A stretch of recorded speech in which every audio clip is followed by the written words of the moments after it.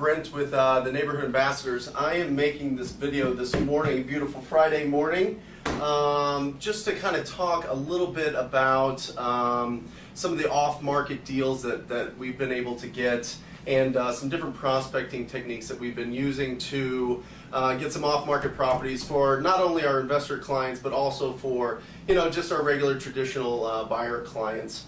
The deal that I'm going to talk about specifically today is it was a property in Arcadia, in the 42nd Street area, kind of that nice LGO Postino neighborhood that's pretty popular.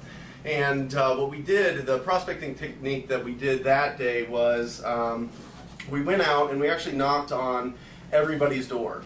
And I came to this door in the corner, and this gal answered the door, Mary, and a typical response when we go to the door, we ask them, if they would consider an offer on their house. We have a buyer that's looking to buy in the neighborhood, and she said no, she loves her house, which is a typical response, especially in Arcadia.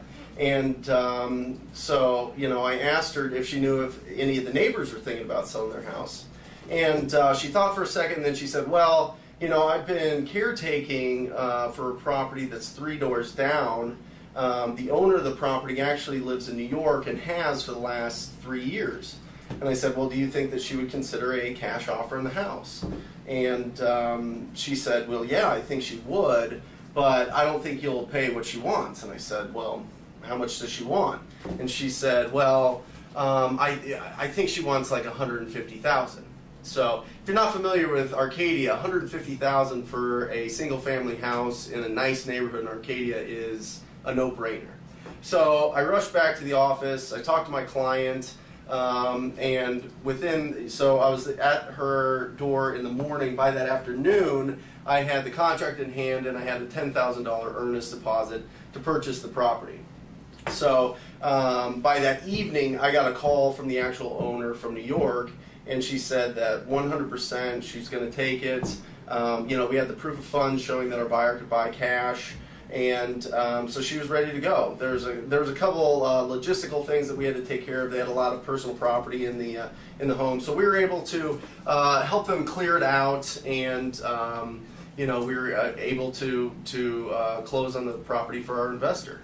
To kind of look at the deal from a financial side, I'm going to just go to the board here. They bought the property for $150,000, and it was a smaller property, so it was only a 2-bedroom, 1-bath. It was about 1,000 square feet. So what they wanted to do, because they bought it, for $150,000, they really wanted to do something bigger and a lot better, and get as much square footage out of the lot as they could. So they actually built a 2,000 square foot house. So they only kept up like a couple walls, which is pretty typical. You'll see that kind of around in the valley, where you see just a couple walls and the slab left. And they built a 2,000 square foot house. Now, to build a 2,000 square foot house in Arcadia that's really tasteful with all the upgrades that people are looking for, it cost them about $175,000 to do it.